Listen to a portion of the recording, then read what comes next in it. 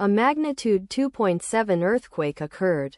Dodecanese is Turkey border Reg. 142 kilometers SSE of Aydin, Turkey or 19 kilometers NW of Rhodos, Greece. On Saturday, the 24th of May 2025, at 13 hours 31 minutes and 28 seconds local time, the quake had a depth of 5 kilometers and was not felt, or at least not reported so. Data source from EMSC. Did you feel it?